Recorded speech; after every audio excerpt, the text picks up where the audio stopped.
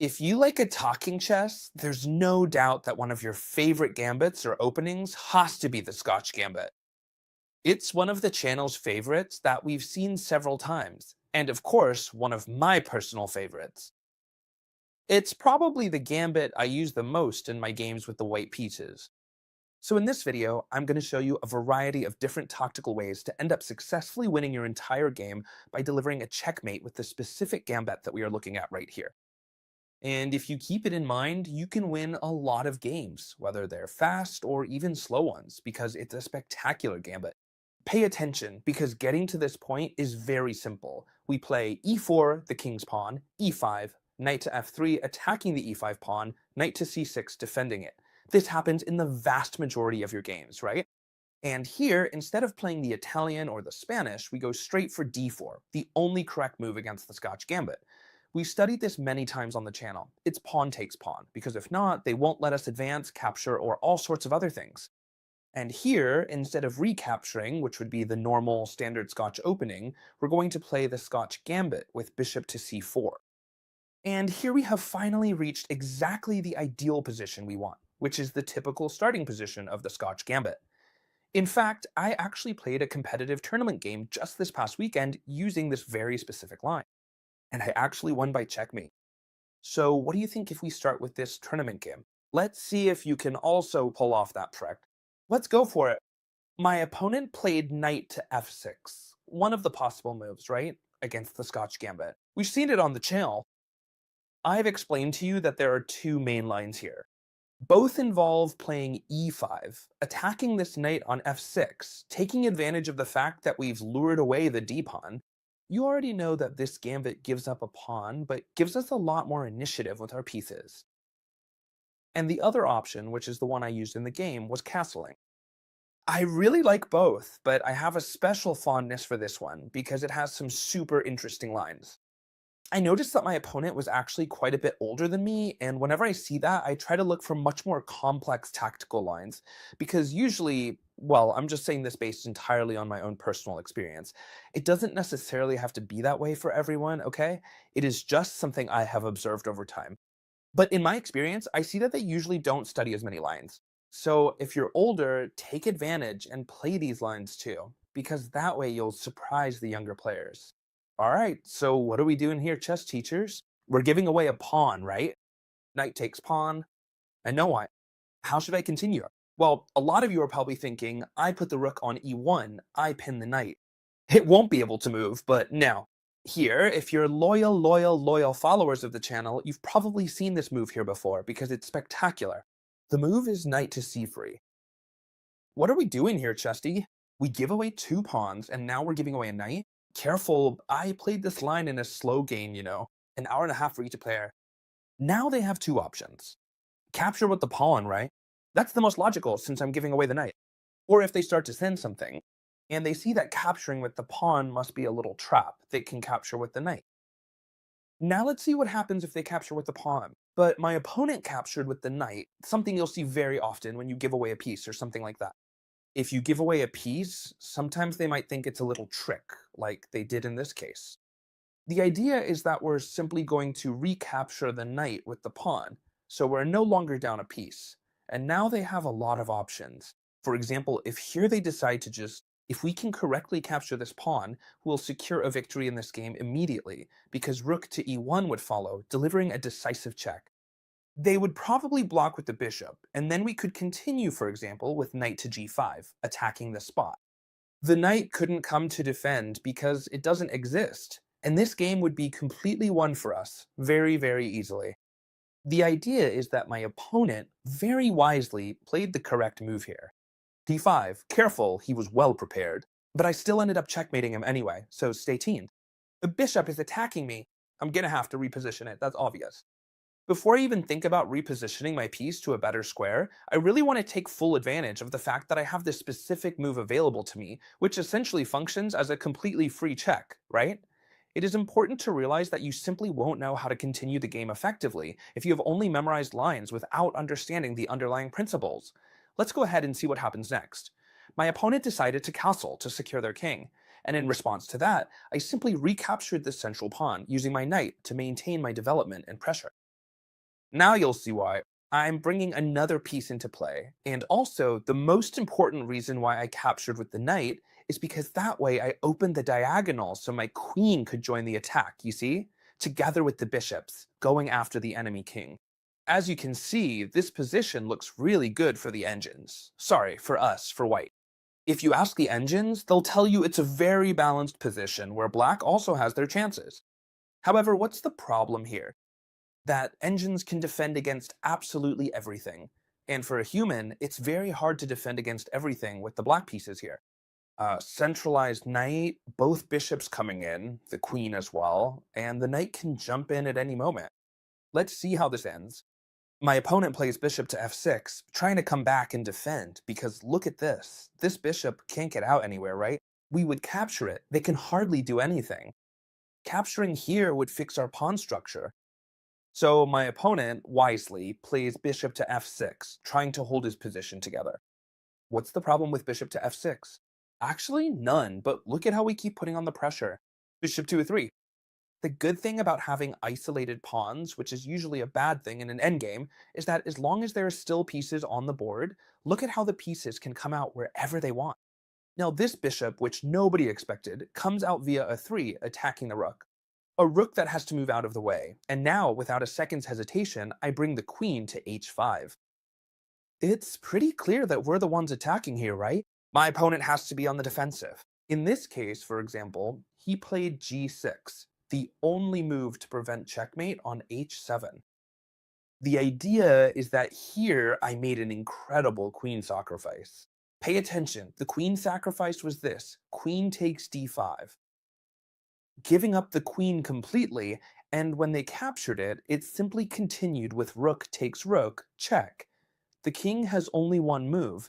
My bishop came in through f8, and now bishop to h6 ended up being checkmate. Pay attention to this. You already know how we got here, right? Now they have two options, capture with the pawn or capture with the knight. Let's keep watching for a moment to see what happens if they capture with the knight, because there's something super interesting I need to tell you. When we recapture, which we should do, if they capture with the knight, we simply recapture and we're no longer down a piece. Do you remember I told you it was a complete mistake to capture here now? Because then we would be completely winning with rook to e1, knight to g5. Alright, that's not something you can do. Always keep that in mind. It's much better, for example, to play d5, cutting off the bishop's diagonal. Much better. In my game, I played rook to e1, remember? So here, I found a game where bishop to d3 was played directly, and it also had excellent results. What changed? Now, the player with the black pieces did capture this pawn here.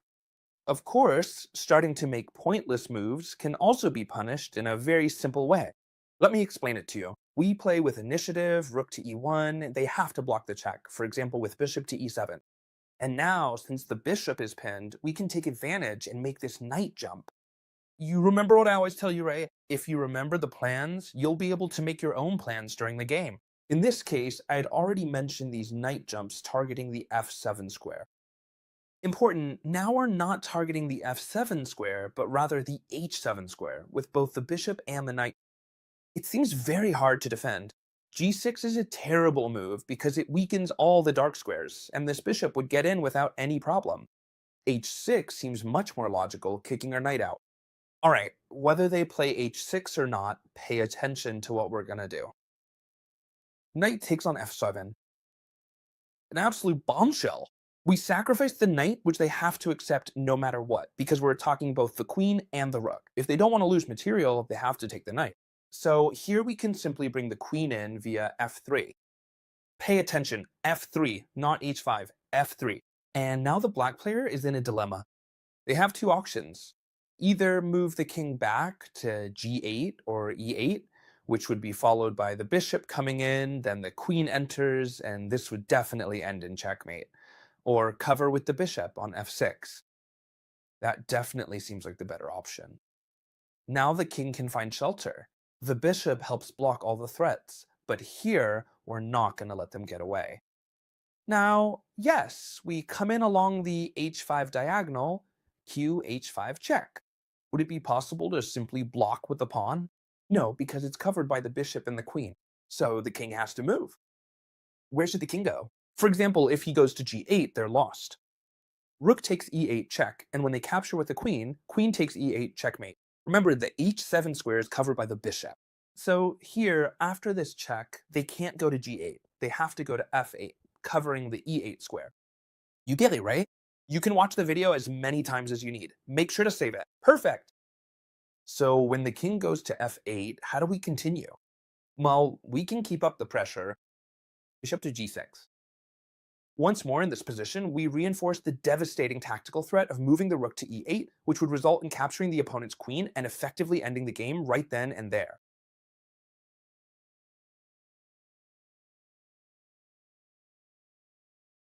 By delivering a somewhat questionable check, we can effectively capitalize on the isolated pawns and the structural weaknesses to place this bishop on a3 and pin this knight. So at this point, they really can't do anything at all.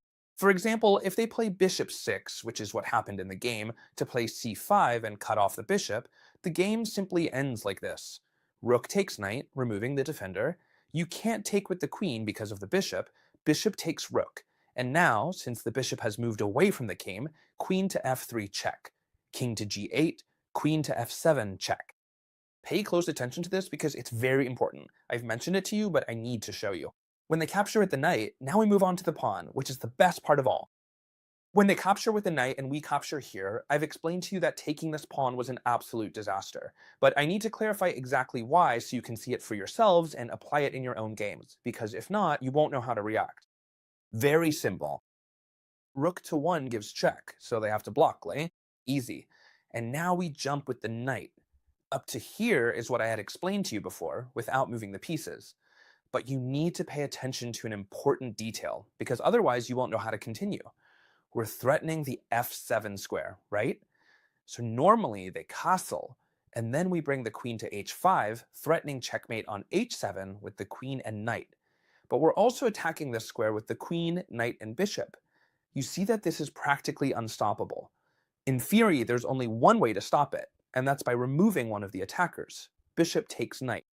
Here, your opponent will think they've solved everything, but the real detail I wanted to show you in this line is that after bishop takes bishop, my friends, we've trapped their queen. Do you see it? This queen can't go anywhere, so we're going it. They might want to play f6, but of course that's not possible. The p-pawn is pinned by our bishop on c4. So here they might as well resign or play on a queen down. Alright, here comes the best moment of the video. What happens if when you sacrifice the knight, they actually take it? Which would be the most normal thing in the world, right, Chesterton? Careful, you'll see that they'll play both moves against you, with the knight and with the pawn. But what happens if they take with the pawn? Well, here comes my favorite part of the video. We enter a forced line, where we're gonna put so much pressure on the player with the black pieces that they'll end up wishing they hadn't taken the knight. Pay attention, first bombshell, bishop takes on f7, drawing the king toward the center of the board. It's mandatory to capture, because if, for example, they try to move the king toward the center, we would simply play bishop to d5. We have an extra pawn, we're attacking this knight, rook to e1, the king is stuck in the center. Really bad. Obviously, this would be a huge advantage for us. So what happens if they take the bishop? And I can assure you that in every game where I've done this, they've always taken the bishop, obviously. So the move we need to play next is queen to d5, attacking the king, and pay attention to this. If we want, we can already recover this knight. Do you see it? But okay, where does this king go? This king has several options. For example, e7 is a terrible move. You can see it right away, for the same reason as before, plus we capture with check. Stockfield recommends f6, but it looks really weird, doesn't it? This one here also seems super strange, because you're basically putting the king right in the lion's mouth. And the move they've always played against me is going back to its original square. Trying to get us to make a mistake now and capture this knight here. That would be a mistake, okay? Because then we would give our opponent the chance to play well and defend. Our correct move is the following. Rook to e1. This line is a bit more forced, and it's worth memorizing a little, but above all, understand what I'm saying. Rook to 1, a very good move. We're threatening to take the knight with check, and bringing the rook in is very dangerous, so they have to cover the check at least with bishop to e7. We capture anyway, even though we don't give check, and now we see that block wanted to castle, but can't, because the queen is blocking away.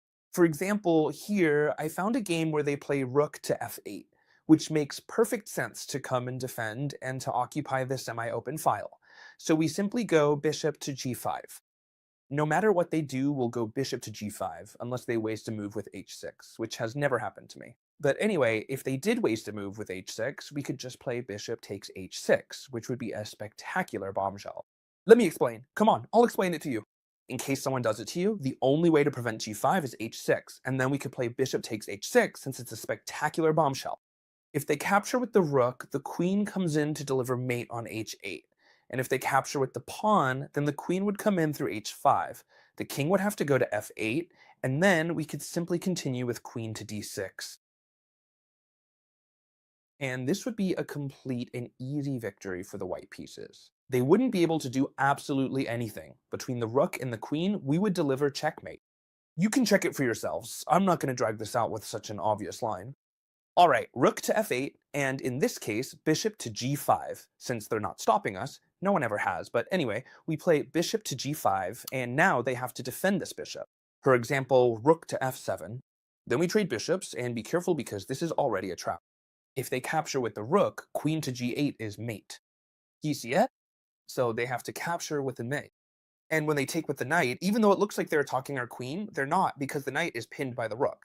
So how do we continue then? Well, we simply continue by bringing our knight in through g5. See how if you remember these ideas, this will definitely come to mind at some point. We attack the rook, and now, which piece do we still need to bring in? The rook on a1, which we also bring to e1, doubling the rooks on the e-file. And this is looking way too good for us, right? Here, no matter what they do, we're going to end up winning the game. For example, the only counterplay they have is to capture this pawn on b2 to try to promote. And then the move I like the most here is queen to e5, though knight takes h7 would also work. And no matter if they promote, imagine they promote to a queen here, which I don't have handy right now, we could finish with queen takes knight, queen takes queen. Do you see it? And simply rook takes with check, the king has to move, and here there's a forced mate in 2. Knight to f7 check, the king can't move, we force the rook to capture the knight, and now rook to e8 is checkmate. And the queen that's here hasn't even posed any real threat, and we don't even need to capture her because we deliver a forced checkmate. What did you think of this lesson? Well, interesting, right? You should review it several times because it has a lot of interesting lines. But I assure you that if you master this gambit, you'll be able to win many games, especially if you have less than 2,000 elo with the white pieces. I have to thank you because you made the most spectacular launch in the world with winning models. If someone doesn't know what I'm talking about, it's very simple. Grandmaster Mauricio Flores, one of the grandmasters who best understands positional chess in the world, one of the fathers of modern chess, I managed to talk to him so he could create a course especially for you. He chose a pawn structure, which is one of the most famous in the world, and turned it into a winning model. So that you can always win with the white pieces and with the black pieces, he has already done the following. He starts by teaching you how to deliver checkmate, and then goes back a bit to see how we can get there. So I assure you that all of you who are in will love it, and you're already fascinated by it. Thank you very much. If you don't know anything at all, I'll explain it to you. There are more than 20 video lessons, okay? From a Grandmaster. Do you know what that is? Do you know what it means to have more than 20 Grandmaster video lessons? It doesn't make any sense at all. And on top of that, he has created practical exercises so you can practice in his app at no extra cost as a bonus, so you can practice. Whether you've understood it or not, I guess I'm showing you some image here on the screen because it just doesn't make any sense. You should definitely take full advantage right now of the reduced entry price, because this complete course is significantly more affordable than the cost of a single individual class. To be honest, it doesn't really make any logical sense, but obviously I feel deeply indebted to all of you, and I've talked extensively to Mauricio so that this class is heavily discounted. So take advantage of it now, because Mauricio will probably revert the enrollment fee back to its original price later on. I hope you loved this video.